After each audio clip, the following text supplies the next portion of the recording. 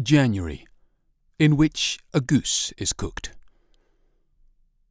When I was about 7 years old, my father woke me one morning and told us in all seriousness that not another day would go by without him tasting the sweet flesh of a goose. He packed me, our cairn terrier Judy, and his shotgun into our rusting Morris Marina and strapped a canoe onto the roof rack. Then he set off for the river. I had my doubts, even at the early stages of this enterprise.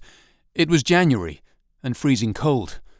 On top of this, my father had never expressed a craving for goose before, so I felt pretty sure it would soon pass if the call was left unanswered.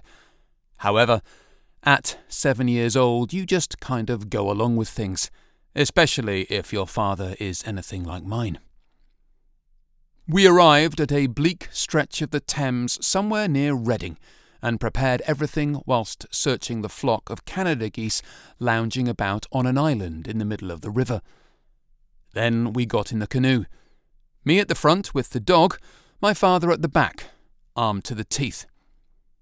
The few walkers who were braving the weather that morning jumped in the air and looked about in alarm as the first shot rang out.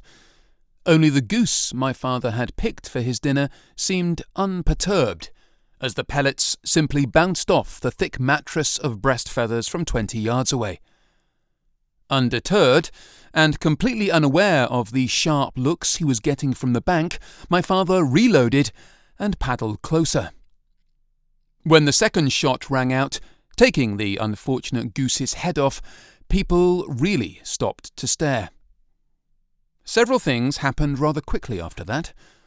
My father, still armed, jumped out of the canoe, retrieved a limply flapping goose and threw it on my lap. He then jumped back in, sliding the shotgun down the side of the canoe, whereupon the shotgun's second barrel went off with a sort of muffled bang, and we started to sink. My father panicked. He threw me onto the bank of the island, along with the dog, paddled as fast as he could across the river in a leaking boat, jumped out of the canoe with the shotgun in one hand, the dead goose in the other, and scampered towards the car. Then he drove off. It had been an eventful few minutes, but the next part of the morning went very slowly indeed, as I stood on that cold island with the dog and wondered what would happen next.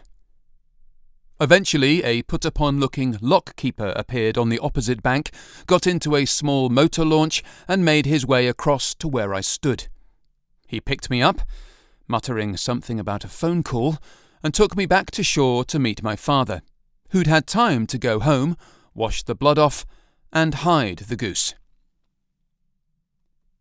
2 weeks later, we would be sitting in front of the TV with trays on our laps, watching Tom Baker being Doctor Who and stuffing our faces with goose. The whole operation was pronounced a great success.